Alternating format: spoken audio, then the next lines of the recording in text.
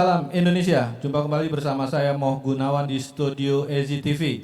Tema kali ini mengangkat isu lingkungan yang memang saat ini benar-benar menjadi fokus perhatian rakyat seluruh Indonesia. Apalagi kejadian Sumatera, Aceh, Sumbar yang memang sangat-sangat memprihatinkan. Ada apa dengan Indonesia? Kita akan berbincang dengan tokoh dan salah satunya juga baru-baru ini dari Cianjur juga melakukan demonstrasi. Kita sapa satu persatu. Ada Bung Tatang. Selamat malam. Dari Eksponen Pemuda Indonesia. Assalamualaikum. Kang Dede ya. Kang Dede. Ya. Dede. Selamat malam Pak. Oke, selamat datang. Bung Rafiq dari Sekjen Masyarakat Adat Indonesia. Ya. Ketua apa Sekjen? Sekjen Majelis Adat Indonesia. Sekjen Majelis Adat Indonesia. Ada Kang Dadang, benar? Assalamualaikum warahmatullahi wabarakatuh. Warga Cianjur Cipanas yang menolak geotermal di Gunung Gede Pangrango. Ya benar.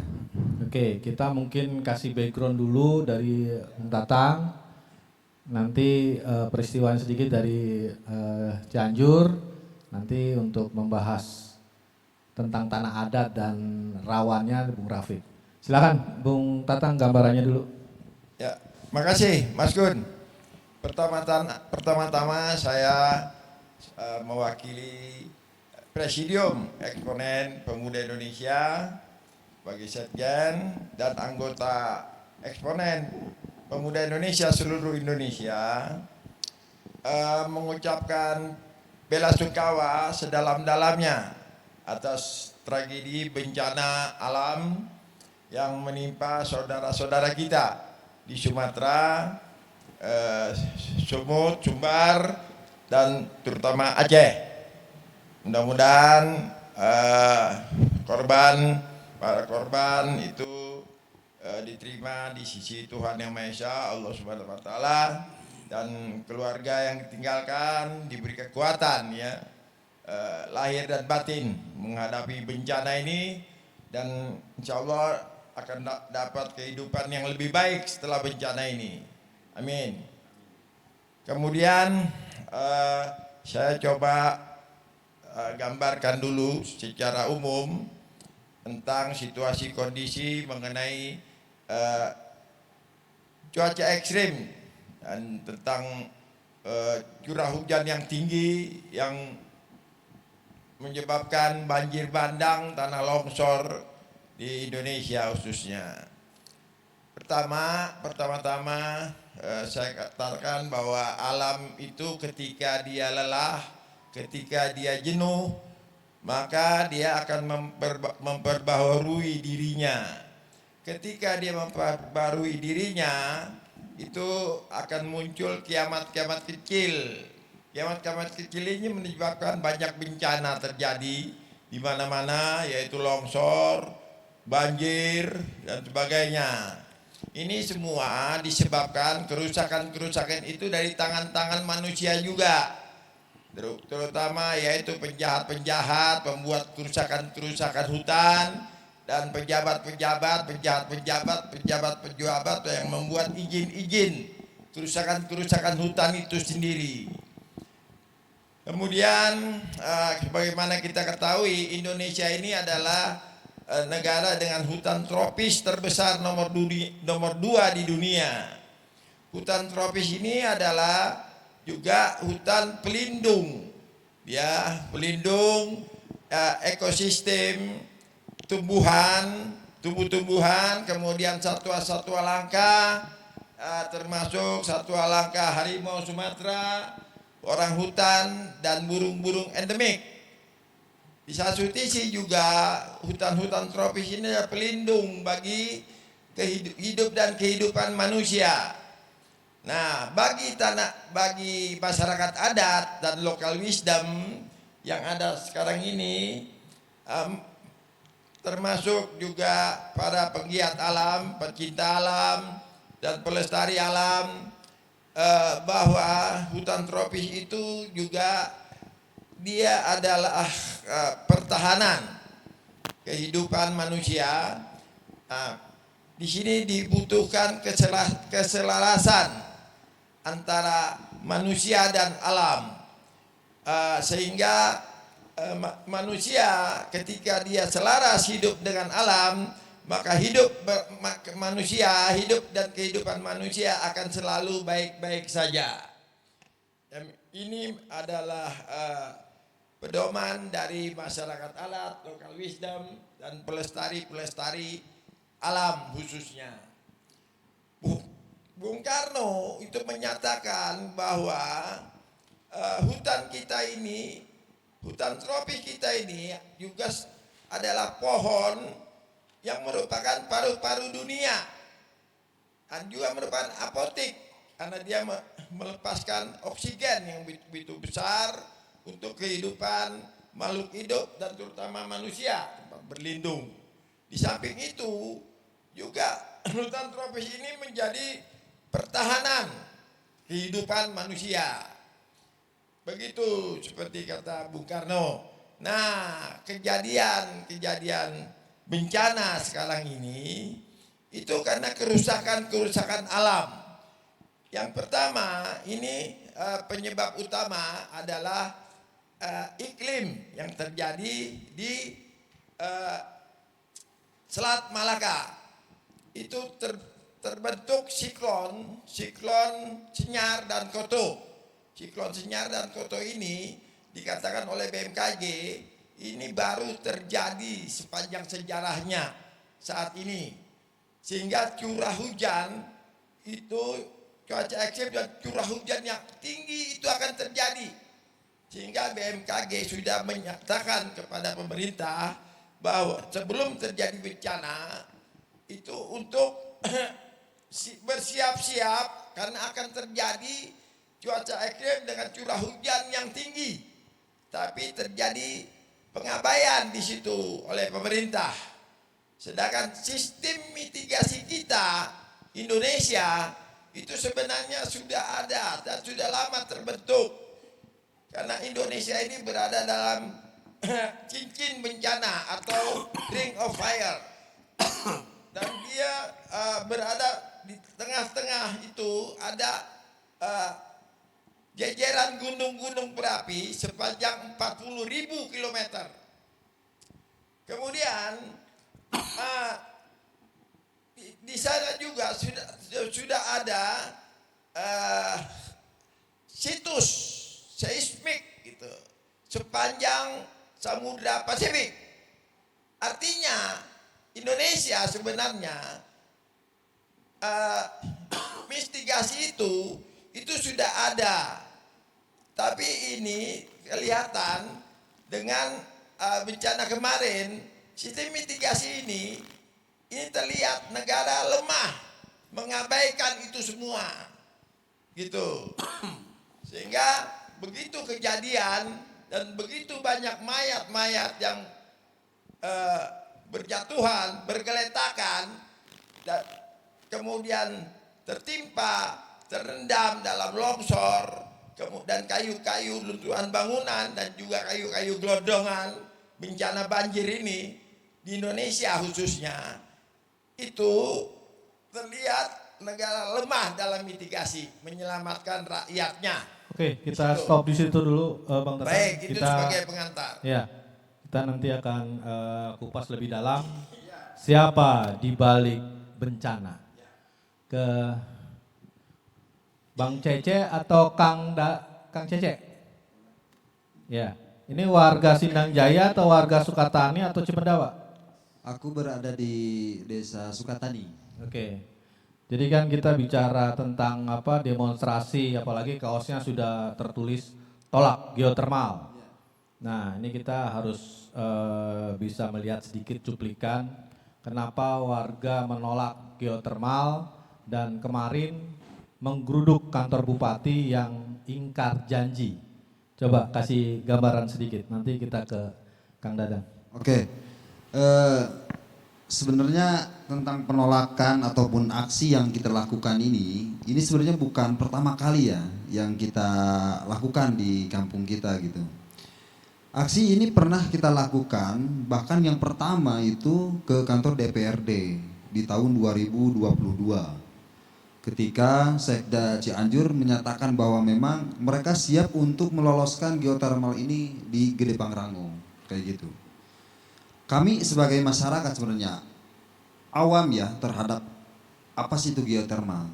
Apakah ini sejenis apa gitu, saking awamnya kami gitu. Namun tertarik dalam hal itu, pemerintah ini kita lihat agak ngotot waktu itu untuk perusahaan ini masuk gitu.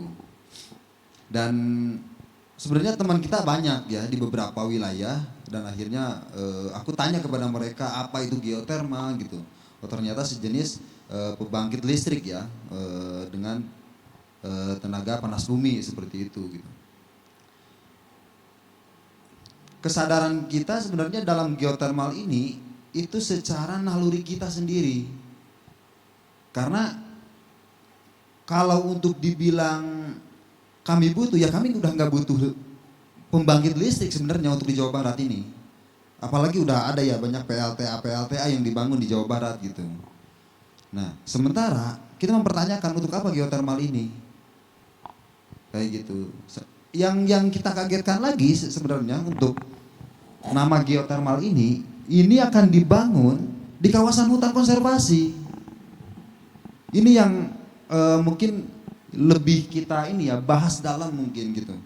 Karena aku sendiri sebenarnya dari masyarakat, apalagi asli aku petani gitu, ya kita nggak butuh gitu, apalagi dengan ketika Menteri SDM ini mengeluarkan luasan yang memang diberikan kepada Sinarmas gitu, dengan luasan di 3 kabupaten itu di 92.790 hektar.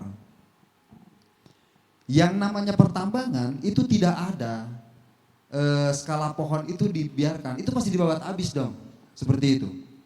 Nah, yang kita yakini sebagai masyarakat, apalagi kami hidup di bawah kaki Gunung Gede Pangrango, pohon ini yang sangat kita jaga sebenarnya. Karena kami percaya lingkungan ini ya yang harus kita jaga itu lingkungan, apalagi ya Gunung Gede Pangrango ini sudah ditetapkan sebagai cagar biosfer oleh UNESCO di tahun 1977. Artinya ini perlu kita jaga bareng-bareng gitu. Ini bukan tentang masalah proyeknya gitu. Kalau kita ngobrol tentang proyeknya, apa keuntungan masyarakat di situ? Kami tuh hanya ingin Gunung Gede ini tetap lestari, ataupun gunung yang lain tetap lestari gitu. Teman-teman saya yang di beberapa daerah ini justru mereka merasakan langsung bagaimana dampak dari geothermal itu sendiri. Seperti yang ada di Flores, khususnya mungkin di Matalogo, ada juga yang dari Ulumbu gitu, dan juga di tempat yang lain gitu. Namun geothermal sebenarnya bukan hal yang baru untuk sekarang. Karena seperti yang ada di Jawa Barat, Kamojang udah ada, di Jawa Tamungan di Dieng juga ada, apalagi di pinggirnya Pangrango ini udah ada juga di Gunung Salak gitu. Artinya kita mempertanyakan, pemerintah itu terus memaksakan pembangkit panas bumi ini di Gede Pangrango. Nah, ini ada apa sebenarnya? Ini kepentingannya kepentingan siapa? Sehingga mereka mengabaikan lingkungan ini. Aku sering mendengar ya ketika di acara-acara juga gitu, melihat bagaimana nasib-nasib Jakarta ini setiap di bulan akhir tahun lah ya, di bulan 12 sampai bulan 1 bulan 2 ini banjir dan banjir terus gitu. Bukannya kita enggak ingin bantu atau seperti apa gitu, cuman ada hal yang harus kita pikirkan dalam bencana itu. Ya ketika hujan turun, ya sama seperti Sumatera sekarang gitu. Hujan turun itu kan air bukan kayu kan, seperti itu. Namun ketika hujan turun ini, itu akan kelihatan aslinya alat itu seperti apa. Gitu.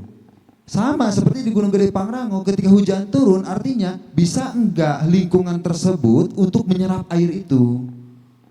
Kalau pohonnya masih alami, udaranya masih tetap lestari gitu. Ya artinya lingkungan juga akan memperlihatkan aslinya. Hutan itu baikkah, hutan itu misalkan atau udah jelekkah, seperti itu. Karena yang kita kritisi ya bukan hanya masalah hutan gitu. Justru kami sebagai masyarakat, kami belajar hidup tuh dari alam gitu. Banyak orang yang menyangka bahwa memang tanah itu adalah media. Namun untuk kami sendiri, kami tidak berpikir seperti itu. Kami berpikir tanah itu hidup.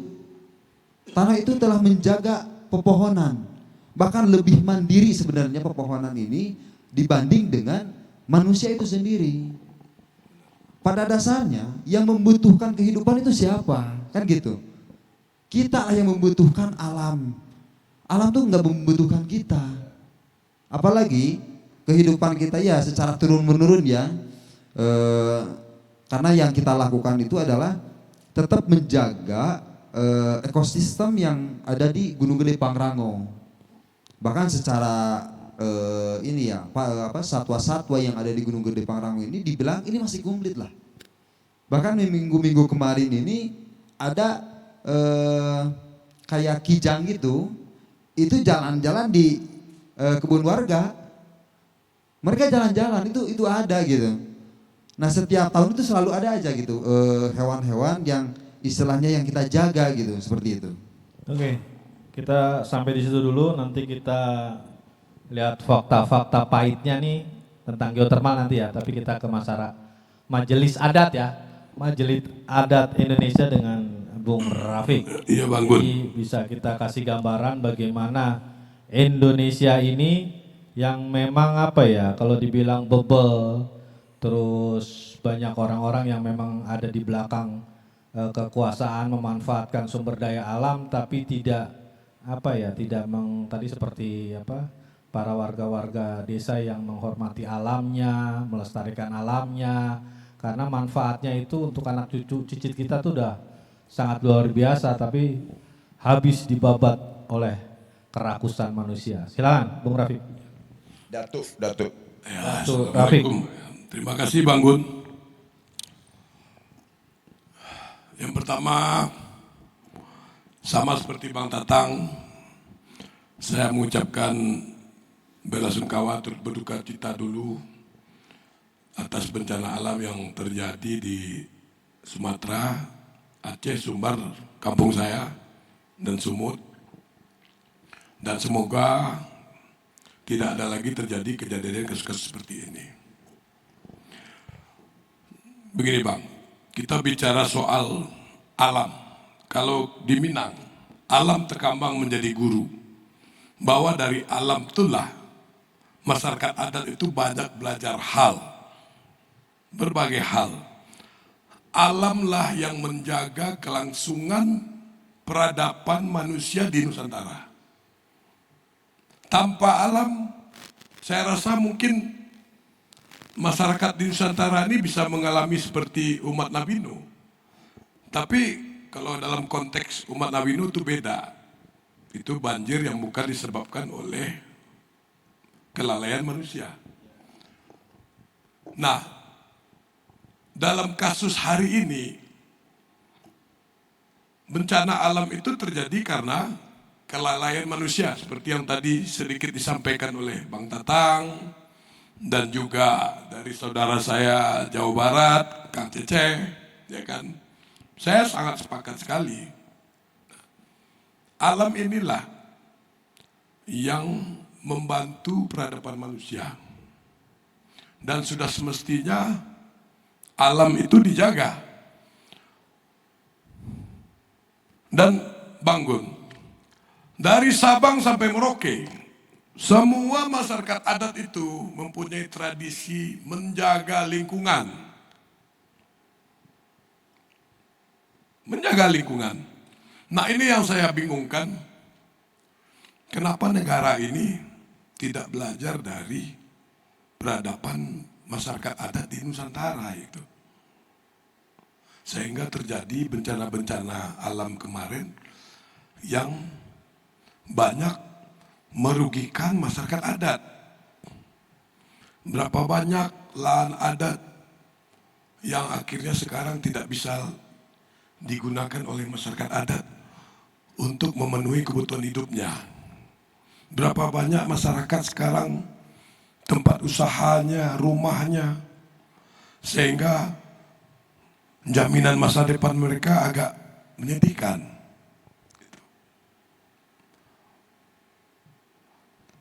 Saya miris Ini semua karena ulah kerakusan tadi. Bang Tatang juga sampaikan tadi. Kerakusan, memang bangsa kita ini sekarang udah sedang mengalami degradasi adat, degradasi akhlak, moral, perilaku. Nah, kalau menurut saya itu salah satu sebabnya tadi, ketika suatu bangsa melupakan akar budayanya, inilah yang terjadi. Karena tidak mungkin Nusantara atau Indonesia kita memakai adat budaya luar. Karena teritorialnya beda, karakteristiknya, geografisnya segala macam berbeda.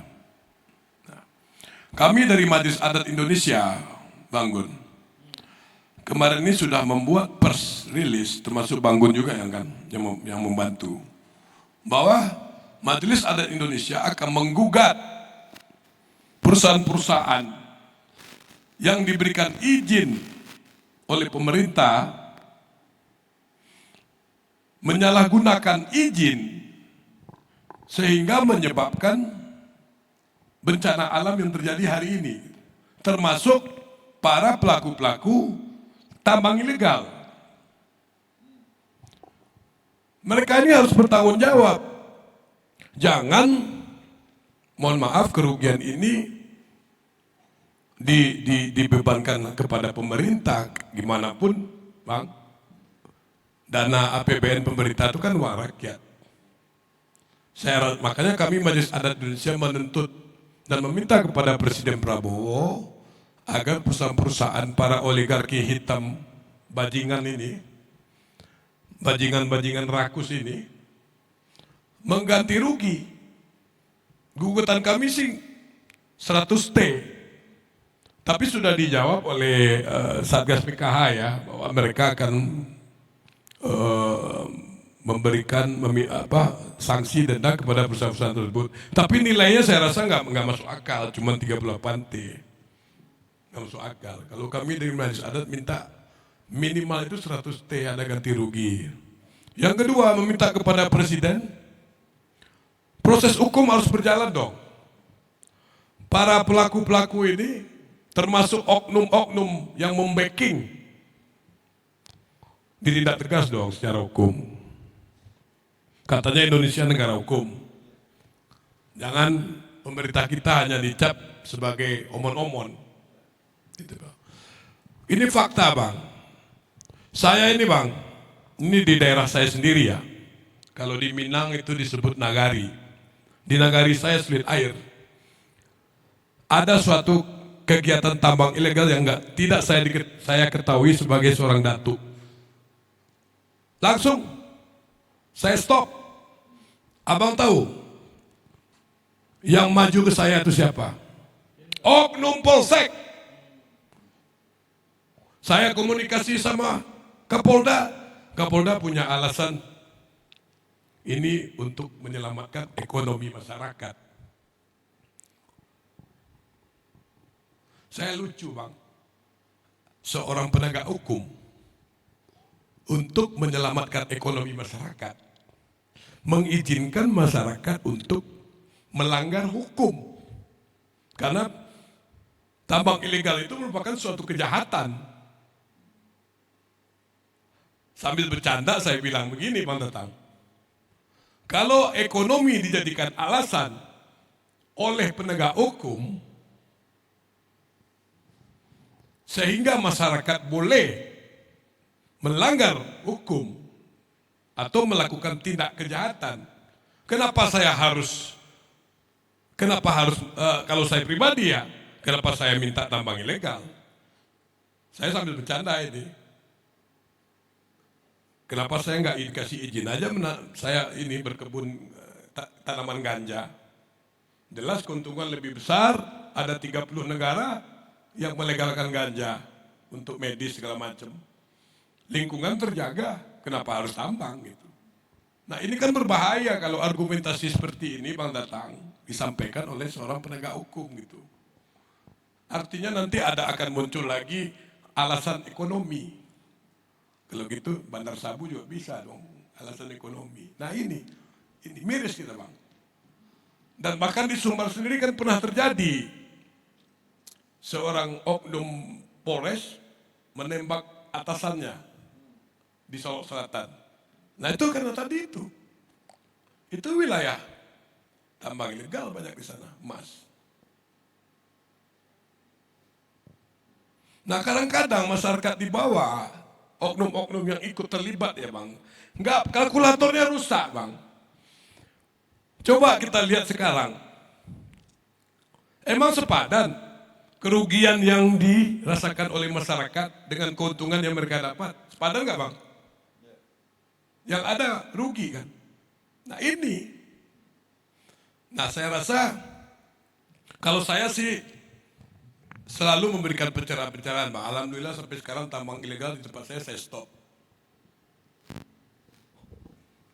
Saya bilang gini, mohon maaf, adat itu adalah proses pemikiran manusia ribuan tahun sehingga terjadilah outputnya adat dan tradisi bang.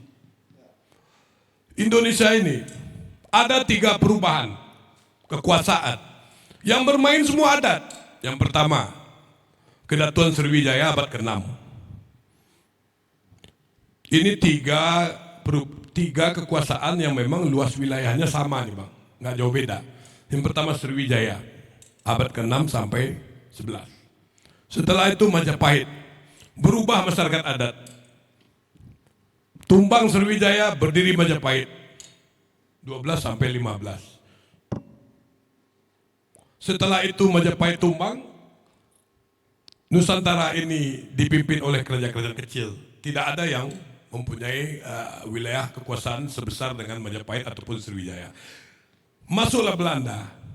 Setelah Belanda, masyarakat adat berubah juga. Mendirikan Negara Kesatuan Republik Indonesia. Landasannya apa? 1928. Itu apa? Itu perwakilan pemuda adat. Jong Celebes, Jong Java, Jong Sumatera, Jong Sunda, Jong Ambon.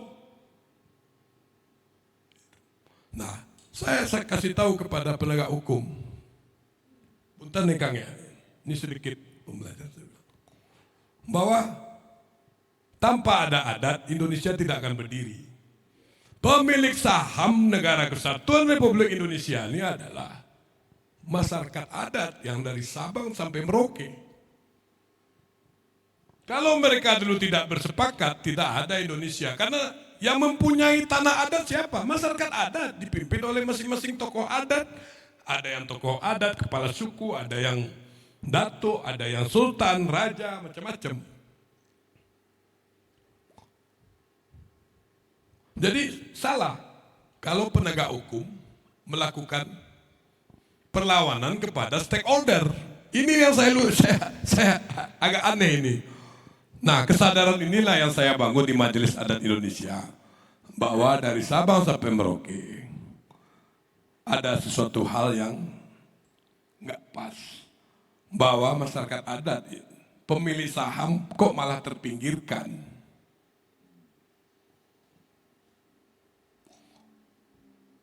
Pemilih saham, masyarakat adat inilah yang memberikan mandat sehingga NKRI berdiri. Termasuk kalian juga, TNI Polri, mohon maaf. Emang gaji kalian dari mana?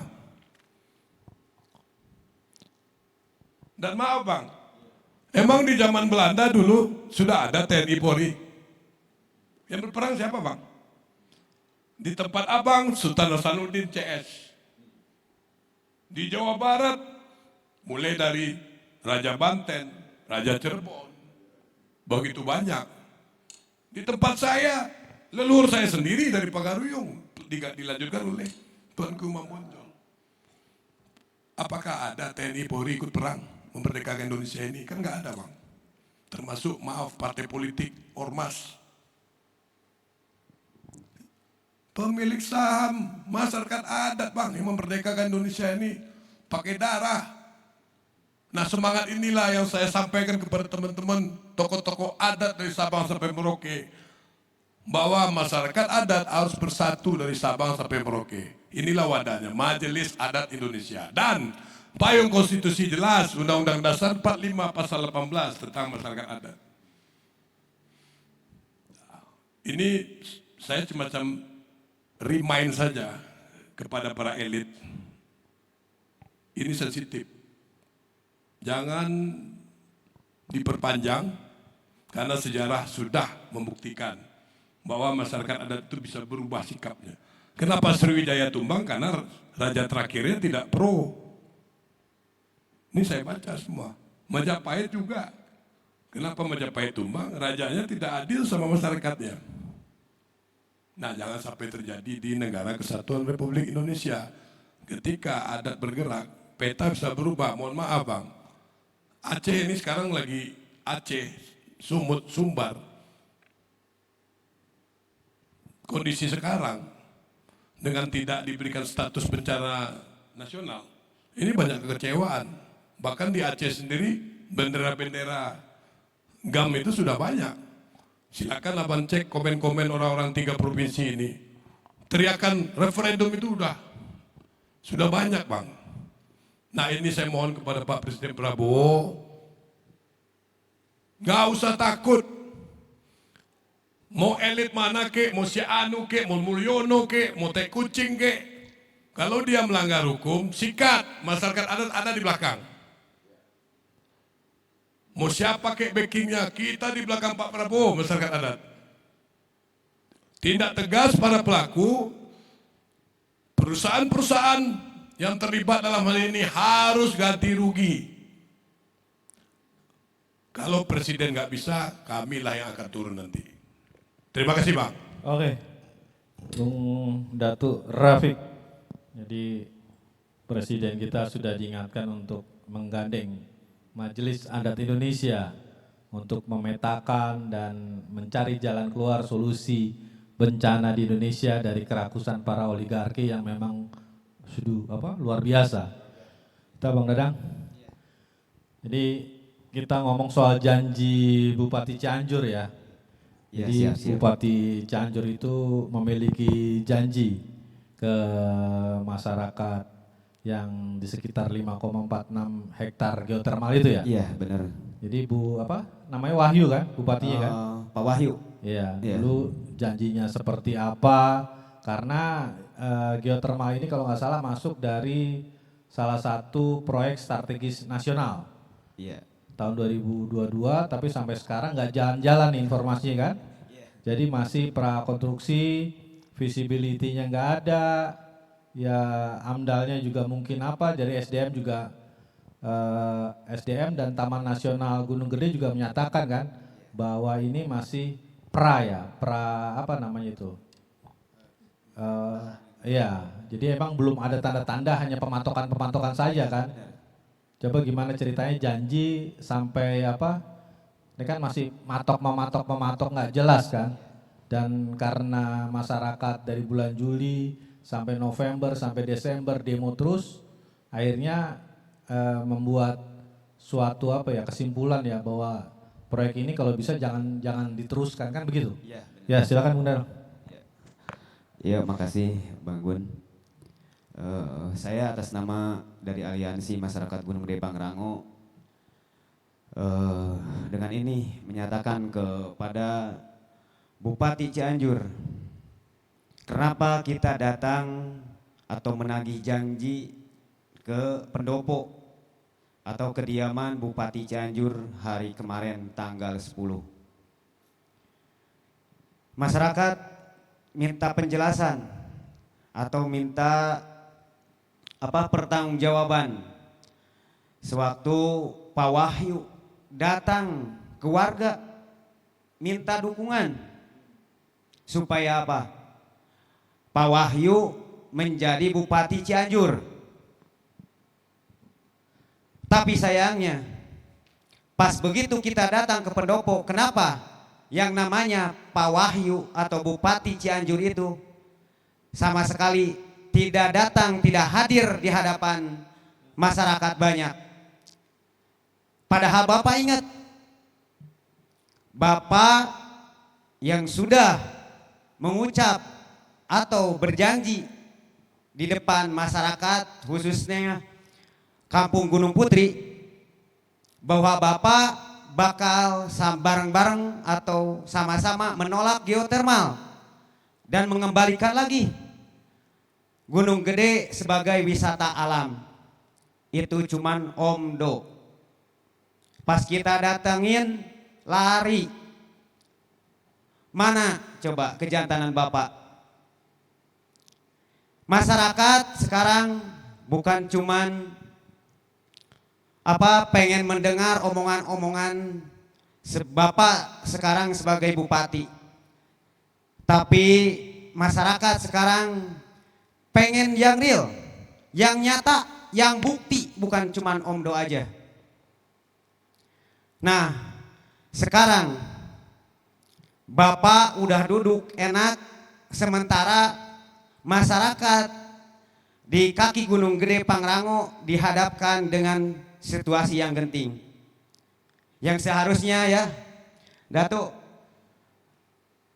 yang namanya Bapak, kalau misalnya anaknya lagi disiksa, biasanya nggak tega gitu. Selalu menolong, walaupun anak salah, tetap ditolong kan. Ini anak benar, tapi dibiarkan. Malah diadu dombakan dengan saudara-saudara kita juga, yang namanya ormas. Kita dihadapkan di situ. Dari pihak PT memakai apa? Ormas. Sementara kita masyarakat biasa yang biasanya tani, yang biasanya cuman pegang cangkul, kita dihadapkan dengan ormas, dengan aparat-aparat. Coba, kalau benar itu Pak Wahyu Bupati Cianjur sayang sama anaknya, Bapak Wahyu pasti turun karena membela anaknya, bukan diam aja. Sementara kita berjuang di tapak yang seharusnya yang memperjuangkan tanah kehutanan itu atau TNGP ya, Taman Nasional Gunung Gede Pangrango, yang seharusnya itu TNGP Pak, bukan kami Pak, yang harus mempertahankan supaya utuhnya tanah Taman Nasional Gunung Gede itu. Ini kenapa ada yang lucu ya, yang seharusnya petugas yang harus melindungi garapan. Mana yang tua, ormas apa masyarakat? Apanya? Yang tua umurnya masyarakat apa ormas? Ya masyarakat. Ya itu masyarakat adat. Adat. Kalian yang punya. Nah, itu Ormas bukan adat. Nah, gitu. Jadi sekarang yang terbalik Pak. Kita seakan-akan yang selama ini hidup lahir di situ malah mau diusir, coba nih kan. Berarti sama kayak Belanda dong. Iya, sama itu Pak. Lebih kejam ini. Iya, ini malah lebih kejam karena kalau Belanda itu dari luar negeri, kalau ini saudara sendiri. Itu lebih kejam sebenarnya. Nah, makanya saya minta ke Pak Presiden, tolong jangan sampai konflik ini berlarut-larut, terus-menerus menyiksa batin masyarakat setempat. Kalau bisa Bapak turun dan hentikan proyek geotermal yang ada di Gunung Gede Pangrango. Kalau nggak diselesaikan, kira-kira ada nggak di pemikiran mau referendum? Ada. Kita bakalan Berarti kan bikin nggak lebih jauh beda, besar. Bang. Yang saya demo ingatkan dari tadi. kemarin. Ya. Ada kan? Ada. Saya mau tanya nih, Iya. itu Gubernur Jawa, ini kan Cianjur di Jawa Barat. Ya, Iya. Kang Deddy gimana Kang Deddy? Gubernur Jawa Barat sendiri, Iya. itu kan sampai turun ke Sumatera. Iya. Ya tapi di wilayah sendiri gimana? Nah, itu Pak. Iya Bang. Kok terjadi Aneh penyebaran? nih. Apa yang disebut Kalau di- hanya pencitraan di Iya. Sumatera itu? Makanya itu jadi pertanyaan buat masyarakat. Gimana? Pertanyaan buat masyarakat itu. Kenapa kok orang Ini jauh baru didatangin, tahu, lucu nih, Bang. ditolongin, sementara Iya. warga sendiri lagi ada Masalah- konflik, masalah masalah. lingkungan. Kok kenapa nggak diselesaikan? Selesaikan. Iya. Nah, itu yang Jadi aneh. nggak ada bedanya dengan bupati yang di Aceh itu. Iya. Sementara bencana dia pergi Nah. umroh. Oh nggak jauh beda KDM Bang ya? Hah? Nggak jauh beda Nggak KDM jauh sama beda. Bupati Namun Aceh. Nah, esensinya ada sama. satu sebenarnya. Ada ini di Jawa agak unik. Ah. Satu, kita konflik mungkin daerah Cipanas ya, atau di Cianjur. Cianjur ada bupati mangkir kemarin. Kalau kita lihat ke gubernur lagi, jangankan untuk di Cianjur sebenarnya. Bandung, Sukahaji, itu warganya sekarang digusur Bang. Oh gitu ya, suka haji ya. Mana gubernur di situ? Lingkungan juga, Nggak alam, ada. alam juga. Ini kampung warga. Nah. Kampung warga coba digusur. Mana sosok bupati? Atau begini, Mana jangan-jangan sosok ada gubernurnya? orang Berarti kuat di omong-omong belakang. juga yang diomongin Dedi. Ya kita lihat partainya apa. Oh. Apakah sama dengan Menarik. partai? Jangan-jangan ada orang kuat di belakang Sinar Mas ya, yang ditakuti sama Deddy Mulyadi. Nah, itu. Siapa di situ kira-kira? Coba itu mah nanti aja yang ini nih ya, yang jawabnya Katanya coba. ada Luhut. Ya, di situ ya. Ya udah. Pak Jokowi. Udah cukup. Oke. Kita ke Bung Tatang aja, Bung Tatang. Buka aja semua, nggak takut. Ya, nanti kita buka-bukaan nama Bung Tatang. Oh ini menarik nih Bang. Jadi kita sudah mengarah ke Deddy Mulyadi Ya, itu agak yang aneh. banyak juga sindiran bahwa dia adalah gubernur konten dan dia bukan memperhatikan, tadi dari Kang Dedang tidak memperhatikan warga Cianjur, artinya gajah di depan mata nggak kelihatan malah semut di Ya, ujung itu dia. tuh terlihat. Nah, Jadi melihat fenomena Deddy Mulyadi ini mungkin dari Bung Tatang sendiri tadi udah nyebut-nyebut nama perusahaan geotermal yang memang sampai hari ini belum ada eksplorasi, masih praeksplorasi, dan karena tolak geotermal ini masif, akhirnya memang kalau perlu emang nggak jadi ya dan dikembalikan ke masyarakat. Harus. Nah, silakan Bung Tatang untuk koreksi dan kritisinya ke Gubernur KDM ini. Gubernur? KDM. Ya begini, ini Gunung Gede ini Pangrango, ini tahun 1977 itu UNESCO sudah mengatakan ini hutan konservasi terbesar di Indonesia. Masa yang seperti ini Deddy Mulyadi itu nggak ngerti kan begitu. Nah sekarang dia mau diajak-ajak sama oligarki rente. Oligarki rente itu oligarki yang memanfaatkan kelemahan-kelemahan regulasi yang berkolaborasi dengan pejabat-pejabat pembuat izin untuk pengelolaan dan tata ruang hutan alam. Ini udah jelas tertua di Indonesia, Bang Rangu. Dan ini sumber hidup dan kehidupan masyarakat di sekitar dan juga sampai di Jakarta karena di situ lumbung pangan. Sedangkan program Pak Prabowo itu ketahanan pangan. Nah mereka inilah yang selama ini menanam kebutuhan-kebutuhan pokok, sayur mayur, beras yang ada di. Tapi kan KDM berani tuh gusur-gusur warung-warung sama villa-villa tuh. Ya. Nah ini geotermal Kan ini itu di wajib bawah. gak digusur sama KDM? Yang mana? Ini geotermal ini. Ya harusnya berani. malah Makanya- ngurusin Aceh. Ya. Malah ngurusin Aceh. malah urusin sana. Apa takut dengan sinar mas? Kan begitu. Ini yang pertanyaan saya. Ini saya pakai logika akal sehat gitu. Jangan koplak gitu. Ya kan? Ah, kok yang jauh diurus, rumah tangga sendiri kan diurus. Ini kan wilayahnya Jawa Barat. Ya kan? Ya, itu kan jajarannya. Ya jajarannya kan gitu. 11-12. Nah ini semua, ini juga yang terjadi di Sumatera. Itu Sumatera itu, ini data Global Forest Watch ini. Itu di hutan pelindung, hutan primer, itu hilang 11 juta hektar. Kemudian dari 32 juta hektar itu hutan pelindung hilang dalam 2 dekade. Antara lain itu di Sumatera 740.000 itu di Sumbar tempatnya Datuk ini. 860.000 hektar itu ada di Aceh.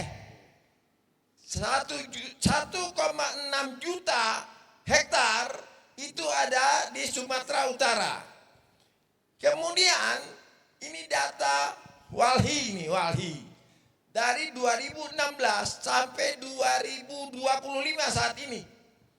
Itu hutan pelindung kehilangan 1,4 juta hektar gitu. Dan itu di pegunungan Bukit Barisan. Ah, itu peruntukannya itu adalah paru-paru dunia dan itu diperuntukkan berdasar izin-izin yang dikeluarkan. kayu, surat izin penambangan, gitu, pertambangan dan proyek-proyek energi yang ada di sana. Padahal ujung-ujungnya jualan kayu. Ya, jadi yang saya katakan Sumatera ini bukan bencana alam, tapi bencana kebijakan berdasarkan fakta-fakta itu, gitu. Jadi banjir kali ini berbeda yang terjadi di Asia Tenggara, di negara-negara Vietnam, Malaysia, kemudian Sri Lanka, ya kan? Itu kebanyakan di sana. Malaysia juga termasuk. Maka yang terbesar terjadi itu di Indonesia. Ini banjirnya bukan hanya air, kayu-kayu gelondongan yang dipotong rapi. Yang dikatakan menteri-menteri koplak itu, menteri kehutanan katanya ini akibat pohon-pohon yang alam yang rubuh dengan sendirinya. Dengan potongan rapi. Kan begitu. Ini saya menteri koplak. Ada sampelnya pula. Ya. Ada sampelnya pula. Ada sampelnya. Sistem mitigasi ini terabaikan. Itu bertanggung jawab lingkungan hidup. Tambang-tambang ilegal itu cenderung ada pembiaran di sana. Maka terjadi nih bergeletakan mayat-mayat tuh di Sumatera. Ditimbunin itu kayu-kayu gelondongan dan longsoran-longsoran rumah. Ini data dari Wanadri. Itu sendiri yang rekapitulasi korban bencana di Sumatera. 967 jiwa yang mati, ya kan? 262 itu yang hilang. 5.000 nyawa hilang. 5.000 nyawa itu luka-luka. Ini fakta, bukan ngada-ngada, ya kan? Nah, yang saya lihat ini Pak Presiden ini sebagaimana yang dinyatakan oleh Menteri Pertahanan di Sulawesi Selatan tuh di depan mahasiswa Universitas Hasanuddin. Jangan-jangan seperti itu, bahwa ini masih banyak musuh-musuh dalam selimut, ya kan? Nah, antara lain dalam kabinetnya Pak Prabowo sekarang ini, yaitu tadi Menteri SDM, Menteri Kehutanan dan Menteri Lingkungan Hidup. Kenapa? Ini seperti listrik. Dengan mudahnya Presiden ini dibohongi. 93% akan hidup malam ini katanya. Ya kan? KLH, apa? Kehutanan. Dia bilang ini bencana akibat alam, roboh dengan sendirinya. Tapi banjir itu bukan air, kayu gelondongan, potong sistemik gitu. Rapi. Ya kan? Kalau pinjam istilah Prabowo, ini endasmu, ya kan? Begitu. Sama KLH. Mana sistem mitigasi untuk menyelamatkan masyarakat di Sumatera itu? Makanya ini terjadi sama persis ya geotermal ini. Geotermal itu 40% memang energi terbarukan dari panas bumi itu dari seluruh dunia 40% terbanyak di Indonesia, gitu. Tapi pengelolaannya itu harus betul-betul baik dan betul-betul teruji karena dampak lingkungannya juga sangat besar. Itu terjadi di Metaloko Flores, ya kan? Kebocoran-kebocoran itu menyebabkan gatal-gatal. Tambah lagi ada zat-zat beracun tuh H2S, hidrogen sulfida, itu bisa menimbulkan keracunan dan pencemaran udara juga air. Sementara di Pangrango ini itu sumber air yang mengaliri sungai-sungai Ciliwung, Cisadane, Cimandiri, ya kan? Sama ada 4 sungai. Itu sungai-sungai besar, termasuk nanti mengaliri di Jakarta, ya kan? Bahwa nggak terpikir bahwa itu kalau terjadi kebocoran, ini akan menjangkiti kita semua. Ini jadi seolah-olah bahwa betul apa kata Pak Safri, ini ada musuh dalam selimut untuk mengganggu Pak Prabowo ini, ya kan? dengan diciptakan bencana-bencana ini seolah-olah nantinya rakyat akan menyalahkan presiden supaya presiden ini cepat longsor, cepat mundur, lengser gitu. Ya ini kolaborasi dengan ini para oligarki predatoris itu, oligarki rente dan pejabat-pejabat ini tadi, pembuat kebijakan-kebijakan surat-surat izin pengelolaan alam dan tata ruang alam. Kejaksaan Agung tahun 2024 3 Oktober itu sudah menggeledah lingkungan hidup. Itu penyelidikan soal tata kelola ruang itu dalam rangka izin pengelolaan hutan tahun 3 Oktober 2024. Kemudian 2025 ini Menteri Kehutanan mengeluarkan surat penebangan kayu sama bulan Oktober 2025. Izin pengelolaan kayu di Tapanuli Selatan. Bupati sudah mengirimkan surat kepada Menteri Kehutanan ini, Raja Juli, untuk menghentikan, menyetop penebangan kayu itu. Tapi diabaikan. Ini udah jelas, ya kan? Di sini. Ini yang paling bertanggung jawab. Kemudian yang seperti dikatakan Datuk tadi, penambangan di jajaran Bukit Barisan itu, tambang-tambang itu, ya, termasuk tambang ilegal. Ini tanggung jawabnya SDM, si Bahlil itu, ya kan? Jadi Pak Prabowo dalam hal ini kami menyarankan ganti orang-orang ini. Oh, setuju sekali. Karena bencana kali ini bukan hanya bencana biasa, ini tsunami kedua masuk kategori kejahatan hak asasi manusia. Hati-hati, ya kan?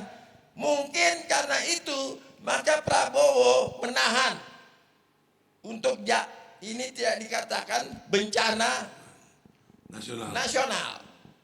Masih menjaga jajarannya ini, gitu loh. Karena ketulusan hatinya. Jangan sampai ini terbongkar kasus-kasus ini. Nah, di tengah-tengah bencana bencana kebijakan kalau kata saya yang disebabkan korupsi perizinan ini, muncul kasus geotermal di Jawa Barat. Yang di belakangnya adalah Sinarmas, hampir sama kasus di Sumatera, ya kan? Oligarki predatoris itu, ya kan? Nah, makanya saya katakan, di mana Deddy Mulyadi itu? Kok malah ngurus Sumatera?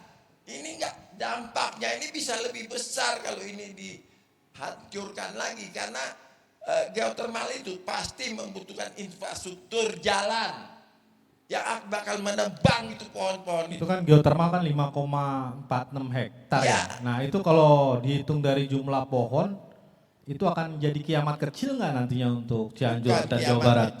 Kecil lagi, 5,2 hektar itu pada perencanaan. Nah data SDM 92.000 hektar. Bukan kiamat kecil lagi. Kalau di Sumatera nanti ada tsunami kedua, ini tsunami baru nih. Tsunami lebih besar lagi akan terjadi dampaknya. Itu bahkan sampai Jakarta. Dan lihat aliran sungainya.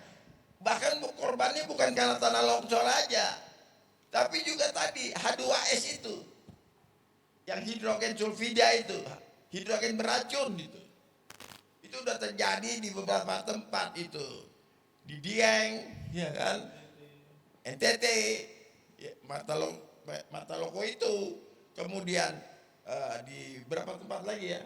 Banyak sih sebenarnya, apalagi di Sumatera sebenarnya, udah tuh. Nah, itu. Saya paham di situ. Selain dari penebangan yang kacau ini, Sumatera itu sebenarnya ada juga.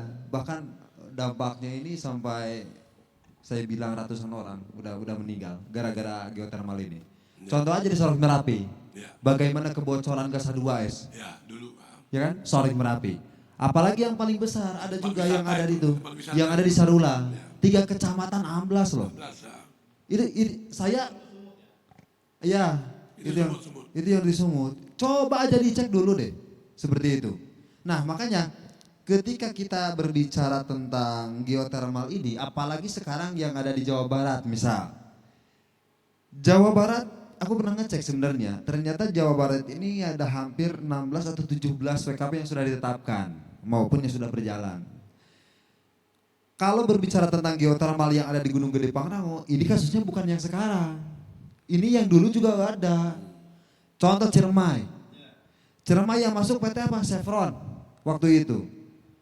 Tapi enggak sampai berhasil seperti itu kan. Nah artinya ketika pemerintah mungkin sebelum Deddy Mulyadi, ya mereka juga paham tentang bagaimana energi ini sangat berbahaya gitu.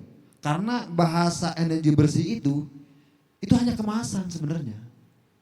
Dan fakta yang paling mengerikan mungkin dengan pertambangan lainnya.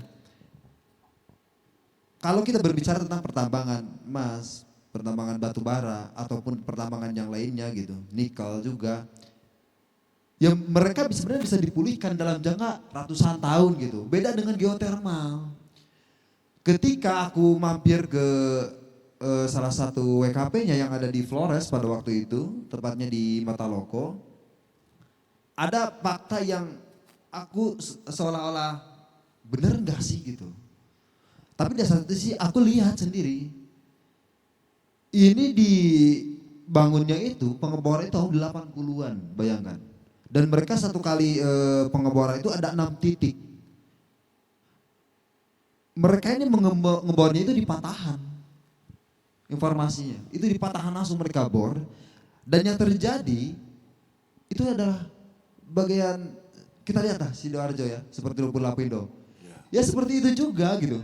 Yang keluarnya malah lumpur. Nah, bahkan itu sampai saat ini itu masih keluar lumpurnya. Iya benar. Masih keluar. Artinya tidak ada jaminan untuk pengeboran bumi ini akan aman. Kalau dibilang salah satu dampaknya,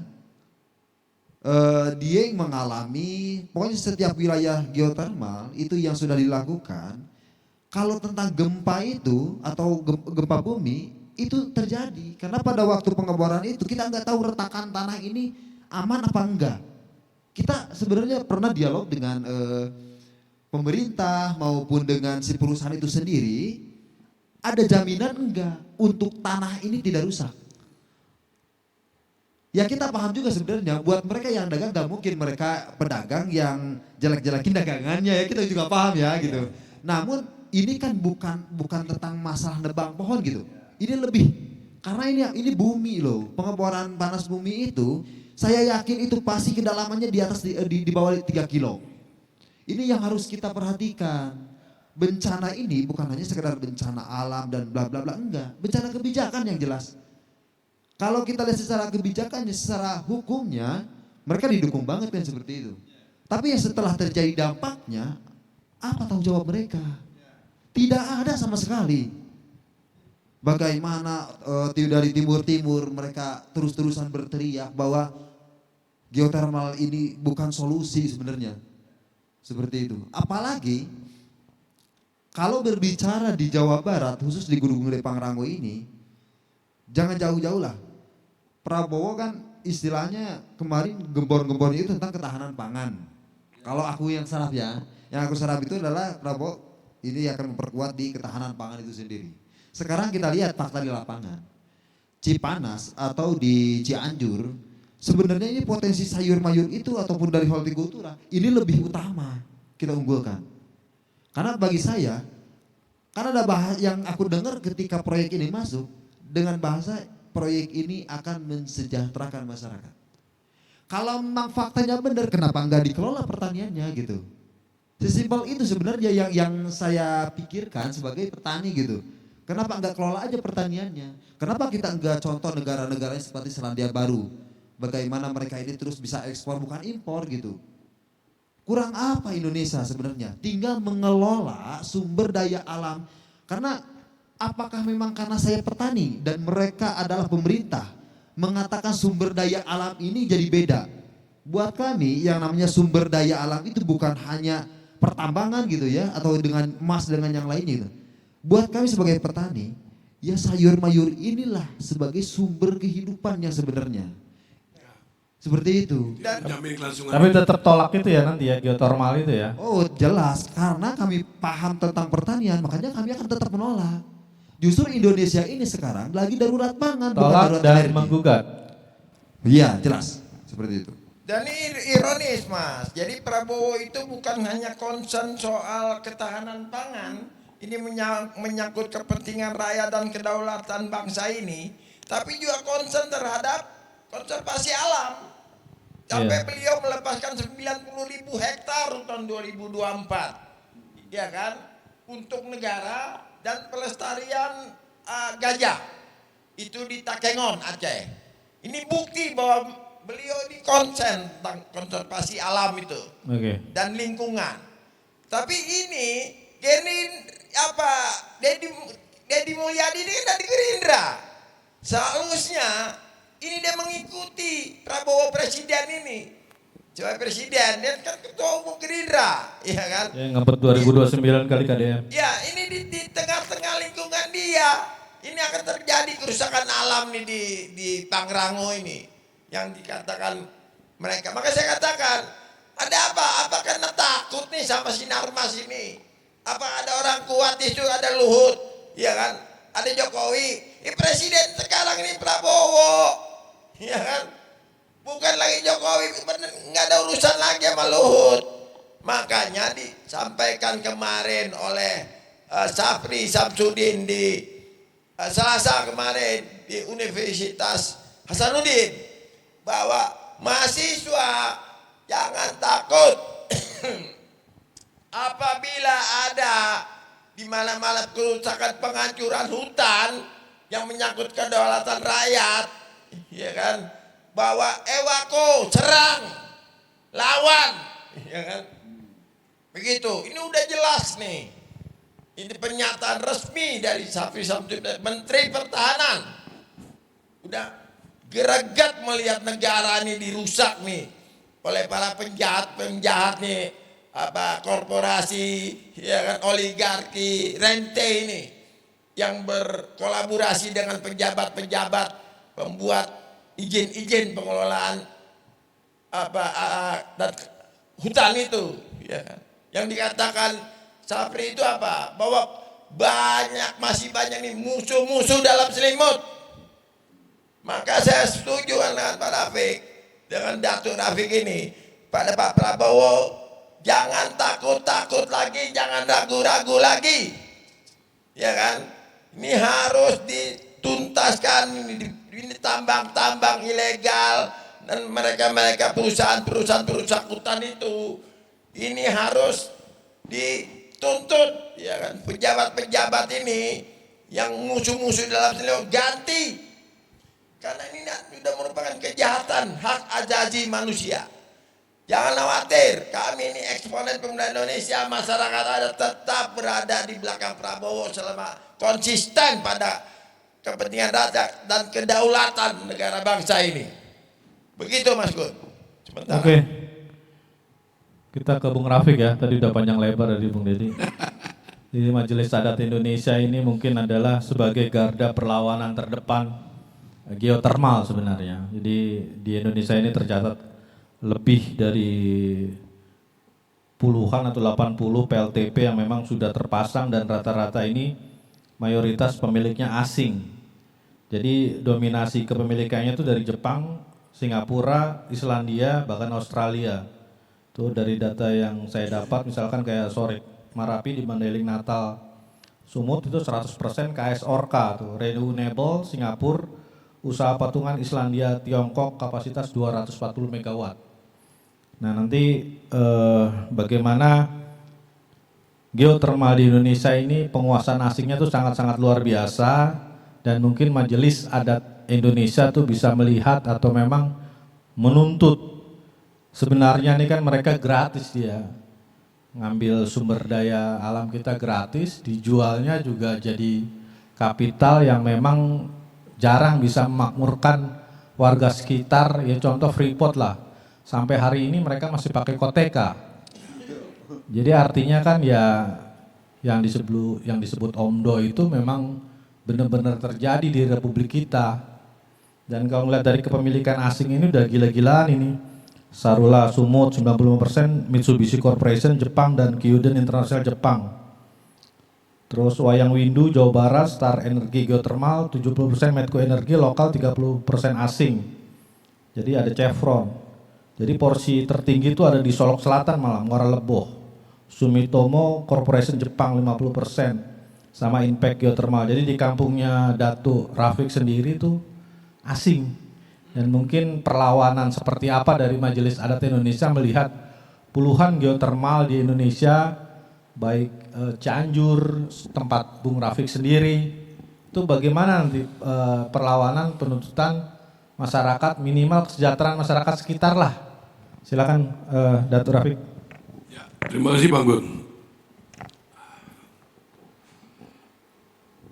Majelis Adat Indonesia ini dibentuk dengan semangat persamaan nasib, Bang. Sama ketika para founding father kita dulu mendirikan Negara Kesatuan Republik Indonesia, bahwa mempunyai satu persamaan nasib, yaitu dijajah oleh bangsa Belanda. Nah, hari ini Majelis Indonesia itu juga terbentuk bersatu, seluruh masyarakat adat, komponen masyarakat adat, dengan persamaan nasib yang sama, bahwa masyarakat adat ini banyak tertindas. Nah, ini juga merupakan bentuk imperialisme model lain ya Bang ya. Imperialisme model lain yang mana kolaborasi antara asing dan tanda kutip para pengkhianat bangsa itu. Nah, secara politik nasional kita juga tahu bahwa negara-negara lain itu tidak akan senang kalau Indonesia ini menjadi negara yang makmur, rakyatnya pintar, maju, ya kan.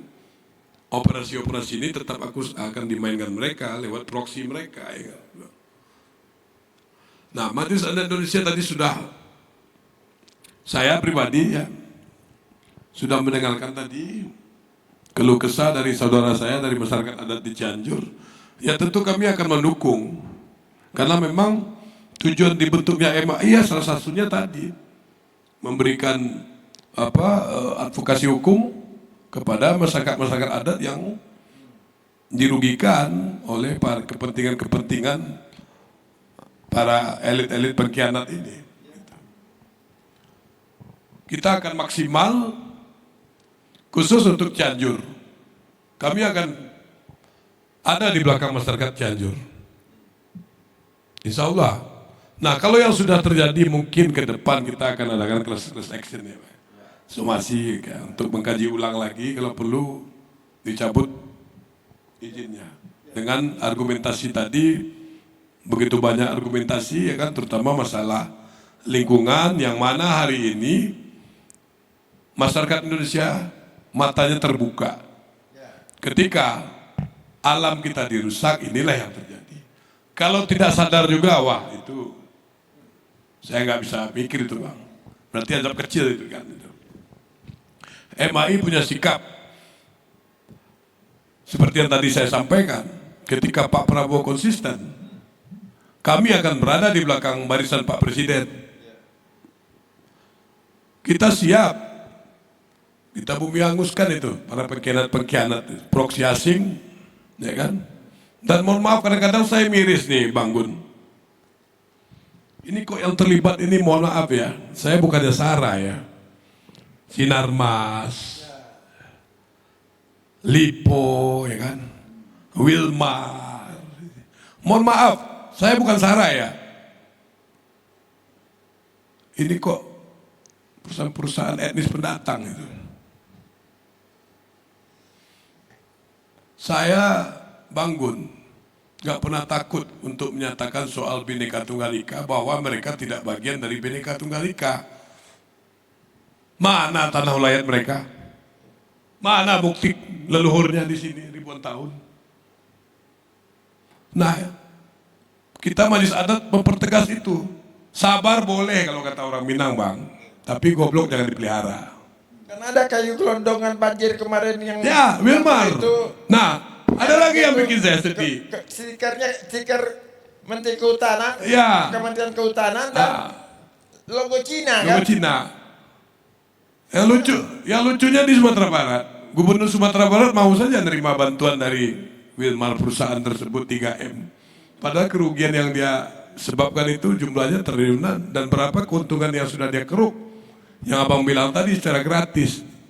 Yang mana dampaknya tidak berdampak kepada ekonomi masyarakat di Sumatera Barat.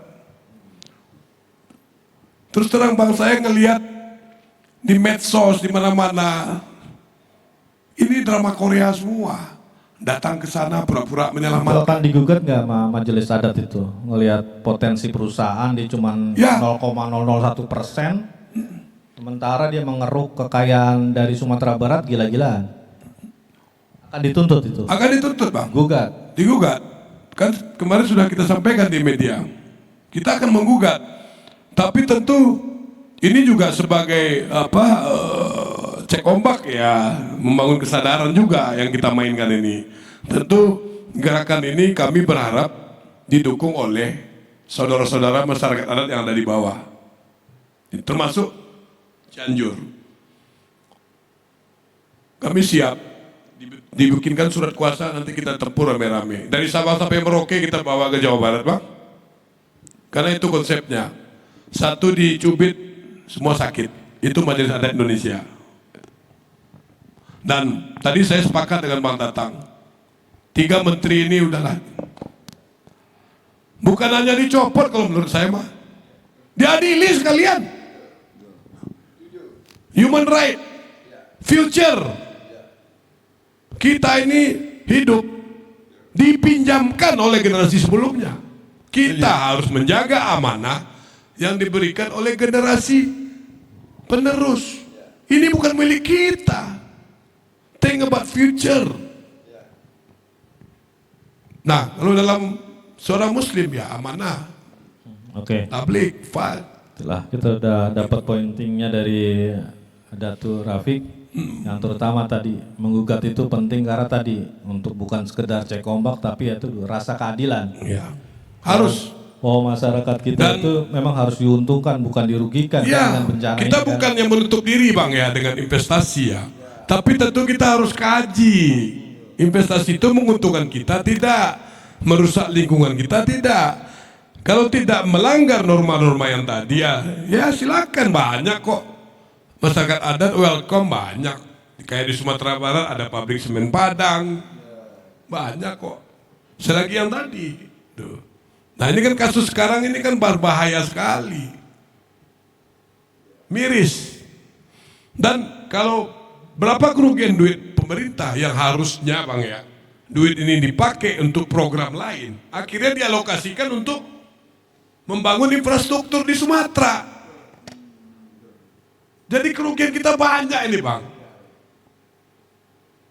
Karena kalau tidak segera dibangun infrastruktur akan ada lagi, continue lagi nih, bisa menambah korban lagi, kerusakan lagi gitu. Jadi itu Bang Gun, ini saya terus terang meminta banget pada Presiden Prabowo. Jangan kasih ampun, kita ada di belakang. Dan jangan sampai mohon maaf tidak sepakat dengan kepentingan masyarakat adat. Tadi kan saya sedikit menanyakan saja tadi, contoh kecil. Kalau nggak direspon gimana? Referendum, mau mereka kan? Nah ini juga yang terjadi di Sumatera. Nah Presiden harus cepat. Begitu Bang Gun, terima kasih. Oke, Dr. Rafiq, kita ke Bung Dadang lagi. Jadi menyangkut geotermal kita harus lebih fokus. Ini udah gugatan menuntut. Karena kalau ngelihat dari contoh di Sukabumi sendiri kan, itu dana bagi hasil itu ratusan miliar per tahun, katanya disalurkan 190 miliar ke Sukabumi dari tahun 2020-2023. Tapi kan transparansi ke desa dan rasa manfaatnya ke desa-desa sekitar kan nggak terasa. Mungkin termasuk Cianjur sendiri juga nggak merasakan. Dan penolakan geotermal itu ujungnya ini memang akan seperti apa nih dengan dapat dukungan-dukungan dari eksponen, dari majelis adat. Nah, masyarakat Cianjur atau desa yang diwakili Akang sendiri gimana nanti? Ujungnya mau seperti apa, perlawanannya seperti apa? Silakan, Bung. Iya, makasih Bang Gun. Alhamdulillah tadi saya udah mendengar dari kesepuhan Datuk sama Om Tatang ini. Alhamdulillah sekarang mungkin buat kami sebagai pejuang untuk memperjuangkan tanah kelahiran kami yang ada di kaki Gunung Gede Pangrango semakin kuat gitu. Semakin besar lagi marwahnya gitu. Jadi yang kemarin pernah redup seakan-akan karena tidak ada bantuan-bantuan dari luar atau misalnya cuman kita aja yang masyarakat setempat yang memperjuangkan tanpa ada misalnya dari pembelaan-pembelaan atau yang membantu bahwa Gunung Gede ini itu kan seakan-akan bagi kami itu sakral karena di situ banyak situs-situs yang dinamakan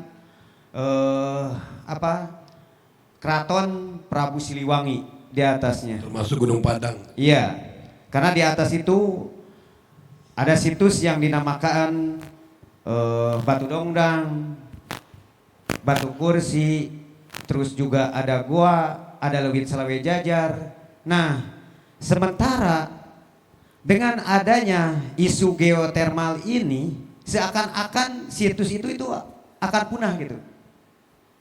Karena apa?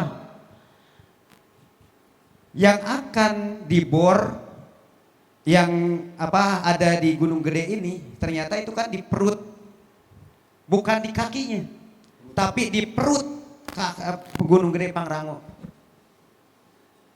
Nah, apakah kita gitu? Kalau misalnya itu terjadi geotermal di Gunung Gede Pangrango, bagaimana nasib kami? Bagaimana nasib anak cucu kami ke depannya? Jangankan nanti, sekarang sama kita-kita yang berjuang sekarang, walaupun misalnya geotermal belum terjadi, itu udah terasa dampaknya. Sosial hilang. Tetangga sama tetangga berantem gara-gara siapa? Ulah oknumnya Sinar Mas tuh, PT mengadu dombakan masyarakat. Yang kedua, yang tadinya keluarga sama keluarga atau misalnya satu keluarga itu harmonis, sekarang berantakan. Apa itu bukan dampak dari isu geotermal ini? Itu dampak, kalau menurut saya itu dampak dari isu geotermal yang sekarang mau dibangun di Gunung Gede Pangrango. Nah, sedangkan kami diajarkan sebagai orang Sunda, kalau bahasa Pajajaran itu kan bahasa Pajajaran itu harusnya jajar, beres, gitu kan? Benar nggak? Nah, jadi kalau sekarang Pajajaran itu mau dirusak sama orang asing, khususnya oleh PT Daya Mas Geopatra Pangrango, kita nggak bakalan diam. Kita akan terus berjuang sekuat tenaga kita. Alhamdulillah sekarang kita punya tenaga baru. Dari masalah hukumnya, dari masalah sekarang budayanya, adatnya.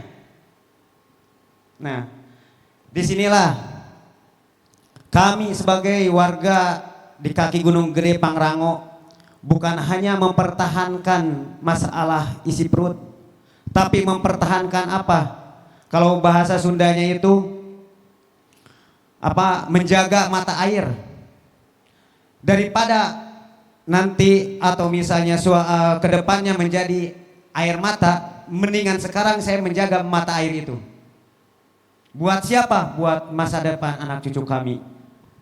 Karena imbas dari geotermal sekarang aja, jangankan sekarang cuman warga dan warga, sekarang warga sama kepemerintahan udah pecah Pak. Bayangkan, saling suudon. Yang ini katanya udah dikasih ini, yang ini, padahal nol. Gara-gara itu akhirnya yang apa masalah sosial itu sudah hilang di Gunung Gede Pangrango gara-gara imbas dari geothermal tersebut. Oke. Ya, cukup. Nah, ke Bung Tatang nih udah jam 00 dan udah hampir 1 jam kita closing statement. Poin-poin penting yang dari diskusi ini mungkin bisa dijadikan closing statement untuk bisa menyentuh hati Presiden dan bisa melindungi alam Indonesia agar tidak seperti Sumatera dan kiamat kecil, khususnya tadi KDM harusnya lebih melihat Cianjur dibanding Aceh. Silakan Bung Tatang.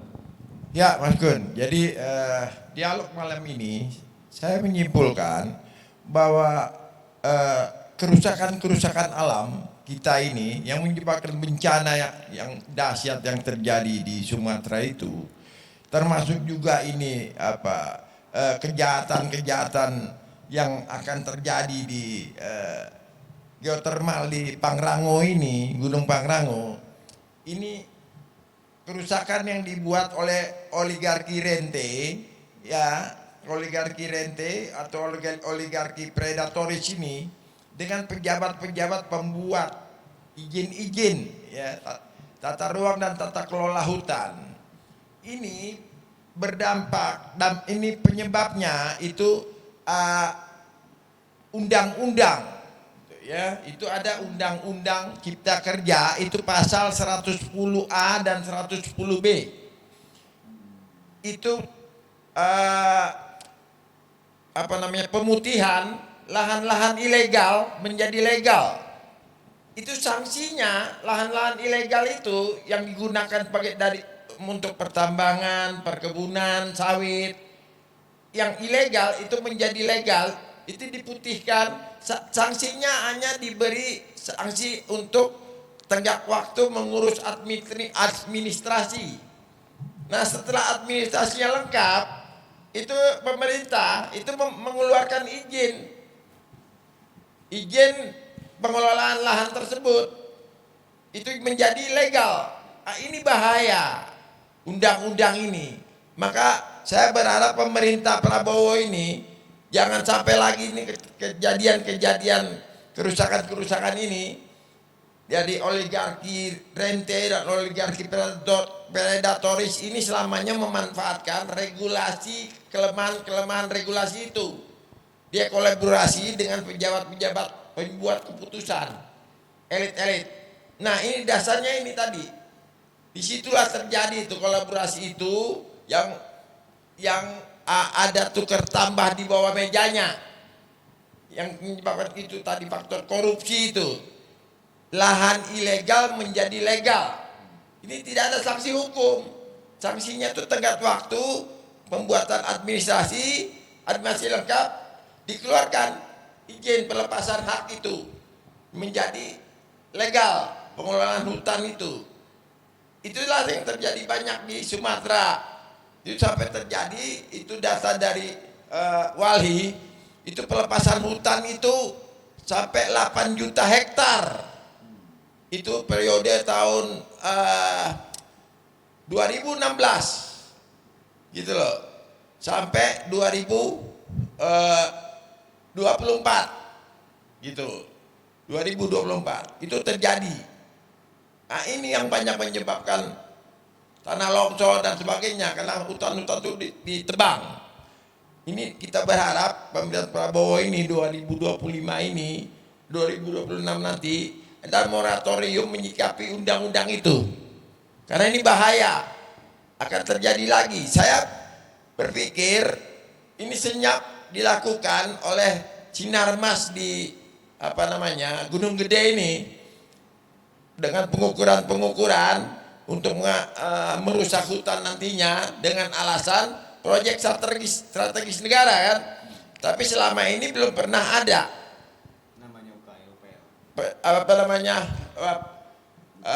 sosialisasi dengan penunjukan izin-izin itu dari UPLKL-nya, AMDAL-nya kan belum pernah ada. Jadi dia kan memanfaatkan ini situasi itu tadi undang-undang itu.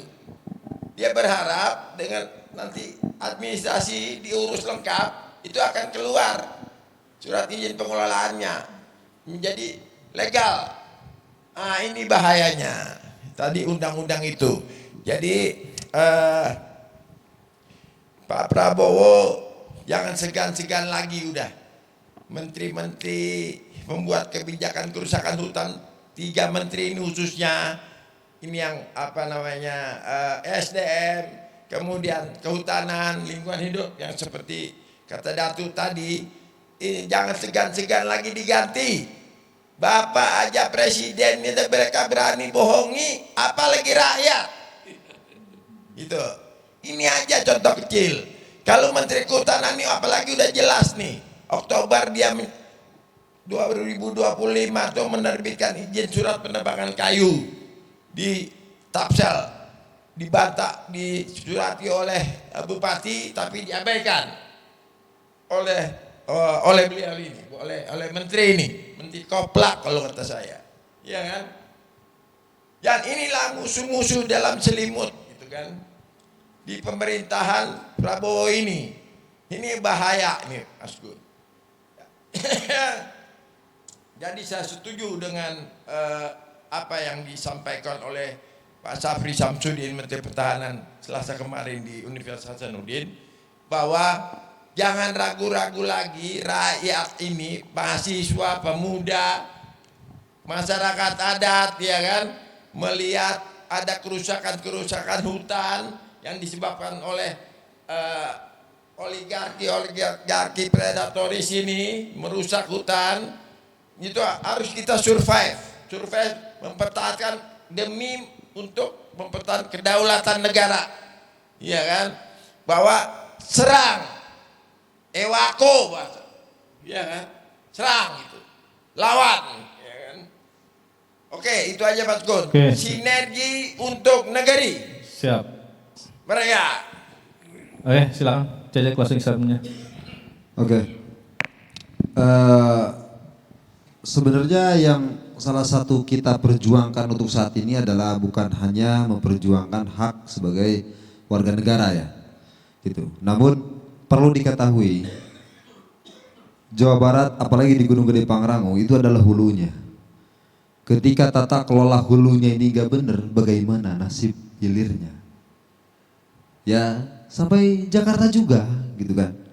Artinya bukan hanya secara di wilayah, namun tindakan yang kita lakukan ini adalah tindakan yang benar-benar nyata sebenarnya untuk masa depan. Karena kita akan mati-matian terus-terusan berjuang mempertahankan hak lingkungan hidup, karena kita paham ketika melihat Sumatera saat ini anak-anak menjadi korban, perempuan dan juga laki-laki gitu. Itu bukan semata-mata itu akibat alamnya gitu. Namun ada di belakang ini manusia ini ya menggelitik lah aku bilang gitu kan. Nah sehingga alam ini ketika bencana ini tidak akan pilih-pilih. Tidak akan pilih-pilih kalian yang mau istilahnya pro kepada oligarki ataupun kalian yang akan melawan, ketika bencana ini datang semua akan hancur gitu. Namun untuk saat ini kita belajar dari situ. Nah sehingga saya pribadi menuntut kepada pemerintahan Kabupaten Cianjur, khusus untuk bupati yang kemarin mangkir, lebih jantan lagi. Karena Anda sudah berjanji kepada masyarakat. Rekam jejak Anda itu ada gitu. Makanya untuk di pemerintahan daerah kita tunggu tindak lanjutnya dari Bapak Bupati. Selanjutnya kepada Bapak Deddy Mulyadi selaku Gubernur Jawa Barat, kami meminta untuk Anda lebih tegas lagi, turun ke lapangan, bukan hanya sekedar ngobrol di media, namun tolong kami sebagai masyarakat ini, kami perlu pembuktian gitu. Saya juga percaya kalau dibilang Pak Deddy ini lebih peduli kepada Aceh dan juga Sumatera, jangankan Pak Deddy, kita juga peduli gitu. Namun kami bisa apa gitu, kan mungkin seperti itu. Namun ada permintaan dari warga-warga Jawa Barat khususnya untuk Pak Gubernur ini lebih aktif mungkin di konflik-konflik yang memang itu ada di wilayah Jawa Barat. Dan ketika suara kami ini tidak pernah didengar sama sekali oleh pemerintah, saya akan jamin tanah Sunda itu akan bangun. Kita akan aksi yang lebih besar lagi, aksi yang benar-benar akan membuka mata semua orang. bahwa pertambangan bukan solusi untuk masa depan. Namun kearifan lokal yang kita jaga itu yang bisa mengharumkan nama Indonesia. Terima kasih. Oke, lanjut ke Dato' Rafiq. Terima kasih Bang Gun. Pesan moral yang mungkin akan saya sampaikan ya.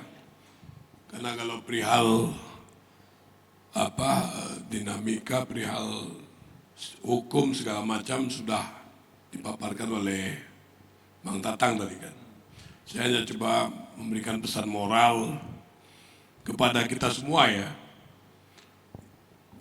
Kepada kita semua, terutama para tokoh bangsa, jangan kita menjadi generasi yang mewariskan segudang permasalahan kepada generasi berikutnya.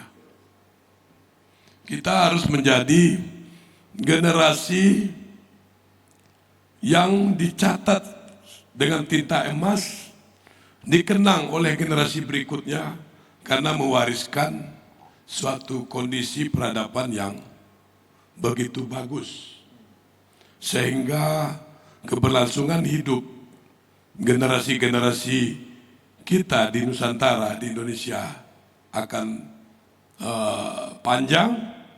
Minimal kita menjadi generasi yang sudah membuat suatu fondasi landasan kemajuan yang akan dilanjutkan oleh generasi berikutnya. Dan kepada yang terhormat para elit tokoh, coba kalau Anda semua di posisi mereka, coba Anda renungkan, kalau Anda di posisi mereka, rumah Anda rusak oleh alam yang disebabkan oleh perilaku rakus tadi. Anda kehilangan keluarga Anda kehilangan harta benda Anda. Coba kalau Anda di posisi itu. Renungkan baik-baik. Dan semoga pesan moral ini tersampaikan, bisa membangun kesadaran kolektif. Dan seperti tadi yang Bang Tatang pesan, saya sepakat. Rakyat Indonesia ini jangan kayak perempuan, hanya koar-koar di medsos. Berbeda sekali dengan karakter leluhur kita. Ditindas ya perlawan. Lawan. Leluhur kita. Jangankan internal ya, leluhur kita dulu mengorbankan darah, menjaga Nusantara. Yang dilawan itu negara-negara besar, mulai dari Mongolia, India, terakhir itu Eropa. Buat apa mereka lakukan itu? Kalau mereka nggak lakukan itu, mungkin kita sekarang kondisi kita mungkin tidak enak kali, masih dijajah orang asing. Nah, semangat inilah yang harus kita bangun secara kolektif dari Sabang sampai Merauke, terutama khususnya masyarakat adat, harus bangkit dari penindasan, harus bersatu, karena kalau masyarakat adat bermain sendiri-sendiri, gampang dipatahkan. Mungkin itu dari saya, Bang Gun. Semoga pesan moral ini menjadi spirit untuk membangun kesadaran kita semua. Amin. Amin. Bung Nadas, silakan. Ya. Terakhir dari saya buat Pak Bupati dan juga Gubernur Jawa Barat Deddy Mulyadi. Buat Bupati Cianjur, tolong apa yang udah Anda katakan, udah Anda berjanji kepada rakyat, pesan saya cepat, janji itu penuhi. Bahwa Anda akan bersama-sama menolak geotermal tanpa syarat dan juga menjadikan Gunung Gede Pangrango menjadi wisata alam. Gunung Gede Pangrango. Dan buat Pak Deddy Mulyadi, Anda telah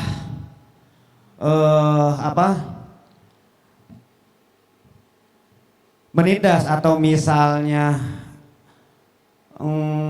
yang tanah-tanah HGU atau tanah-tanah yang ada di di daerah Garut.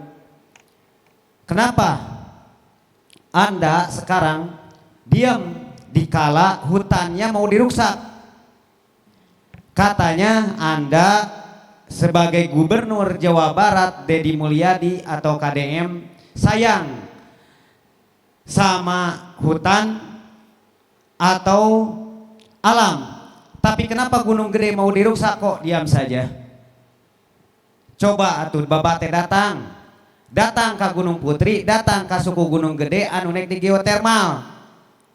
Ulah cicing wae. Sok datang ke Gunung Putri, tingali dina kaayaan urang Gunung Putri keresah kieu. Datang Pak Deddy Mulyadi.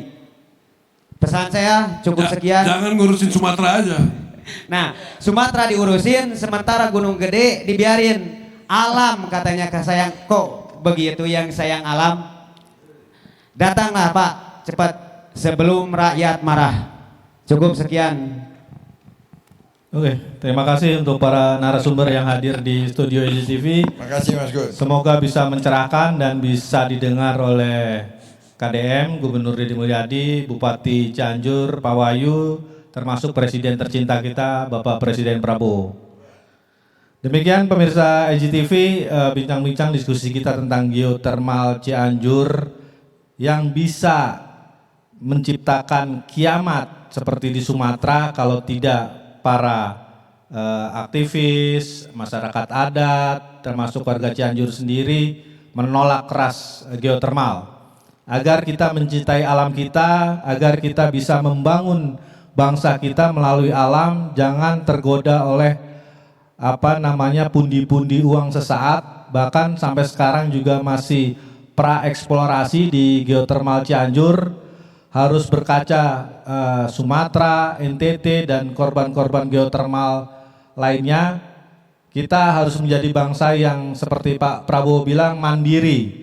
Jangan mau asing menyetir kita dengan menyuntik modal ke geotermal yang ujung-ujungnya adalah merebut sumber daya alam kita, kekayaan kita yang untung ya luar.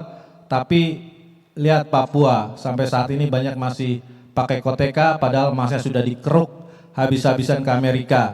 Jangan sampai Cianjur seperti itu dan wilayah-wilayah lain di Indonesia seperti itu. Kita mau bangsa kita kaya, mandiri, unggul di segala bidang, termasuk di Cianjur adalah pertanian yang memang harus dikedepankan. Apalagi Bapak Presiden kita pernah menjadi Ketua Himpunan Kerukunan Tani Indonesia HKTI. Dan itu harus menjadi pandangan Bapak, dan Bapak bisa datang ke Cianjur untuk melihat sendiri bagaimana geotermal itu akan merusak Cianjur, Jawa Barat, karena Gunung Gede Pangrango adalah pakunya Jawa Barat. Saya Moh Gunawan Abilah undur diri. Salam Indonesia.